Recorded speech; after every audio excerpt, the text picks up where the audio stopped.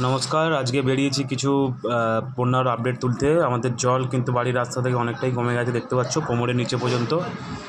আর আমি আর আমার একটা বন্ধু বেরিয়েছি। দেখো, বন্যায় কিন্তু ক্ষতিগ্রস্ত হয়েছে ব্যাপক পরিমাণে এইসব রাস্তাঘাট। এই রাস্তাঘাট কিন্তু ব্যাপক পরিমাণে ক্ষয়ক্ষতি হয়েছে, দেখতে পাচ্ছ। বন্যার প্রকোপ যেটা দুর্দশায় দেখা যাচ্ছে, সব রাস্তাঘাট ভেঙে চৌচির হয়ে গেছে। বিভিন্ন জায়গায় কিন্তু মেন রোডও কিন্তু ভেঙে চলে গেছে। যোগাযোগ ব্যবস্থা যেমন বিচ্ছিন্ন হয়ে গেছে, উদয়নারায়ণপুর তারকেশ্বর যাওয়ার যে রাস্তা, সেই মেন রোড কিন্তু ভেঙে চলে গেছে। যোগাযোগ ব্যবস্থা পুরোটাই ব্যাহত। আর তারপরে কিছু কিছু জায়গায় এখনও পর্যন্ত জল তো ভালো রকমই আছে, এবং কিছু কিছু জায়গায় যেগুলো ভেঙে গিয়েছিল লোকাল রাস্তা, সেগুলোও কিন্তু সারাই হচ্ছে। যেমন এইখানটাতে দেখতে পাচ্ছ রাস্তা সারাই করা হচ্ছে। এখানটা একটা ছোটো হানা মতো হয়েছিল, এবং তারপর আমরা বেরিয়ে পড়েছিলাম আরও একটু আপডেট দেখতে, চারিদিকে কেমন কী অবস্থা। এই যে ধান বাড়িগুলো জল জমে গেছে দেখা যাচ্ছে, ধান কিন্তু আশা করা যায় ধান হয়ে যাবে। আর এখানে যেন পুরো উৎসব চলছে। বন্যার মরশুমে জল যত কমছে তত মাছ ধরার কিন্তু প্রবণতা বৃদ্ধি পাচ্ছে। আর এরই মাঝে আমরা দেখতে পাচ্ছ অসাধারণ একটা পরিবেশ দেখতে লাগছে যেন। তবুও কিন্তু ক্ষয়ক্ষতি যা হয়েছে, চাষিদের ক্ষয়ক্ষতি হয়েছে, কারো কারো বাড়ি ভেঙে পড়েছে।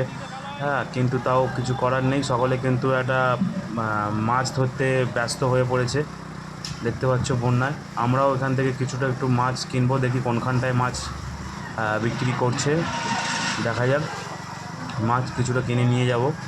চারিদিকে যেমন ক্ষয়ক্ষতি হয়েছে, তেমন কিন্তু বাঁধও ভেঙেছে। রাস্তার যোগাযোগ ব্যবস্থাও কিন্তু সেরকমভাবে অব্যাহতই হয়ে রয়েছে। কিছু কিছু জায়গায় জল কমেছে, কিছু কিছু জায়গায় জল কিন্তু এখনও রয়ে গেছে। আমরা এখানটা থেকে একটু মাছ কিনে নিয়ে দেখি। এই যে এখানে মাছ কিনলাম 200 টাকার মতো, কোনো ওজন নয়, একটা থমকো মাছ এরা 200 টাকার মতো দিয়ে দিল, দেখতে পেলে। এরপর আবারও বেরিয়েছিলাম। দেখো চারিদিক কিন্তু প্রচণ্ড পরিমাণ জল কিন্তু জমে রয়েছে। এই জলটাই বেরোতে কিন্তু সময় লাগবে, অর্থাৎ এই জলটা হয়তো বেরোবে না। ওই রোদেতে টেম্পারে শুকিয়ে জলটা হয়তো মরবে ধীরে ধীরে।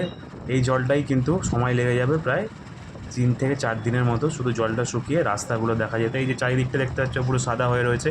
এদিকে কিন্তু প্রচুর ধান জমি আছে, প্রচুর চাষের জমি কিন্তু ক্ষতিগ্রস্ত হয়ে গেল এই বন্যায়। রাস্তা থেকে হয়তো জল নেমে গেছে চারিদিকে, আপ টু উদয়নারায়ণপুর থেকে পাঁচরোল থেকে শুরু করে উদয়নারায়ণপুরের সমস্ত পঞ্চায়েত থেকেই প্রায় জল নেমে গেছে। মেন রোড কিন্তু যাতায়াতের জন্য প্রস্তুত হয়ে গেছে, দেখতে পাচ্ছ।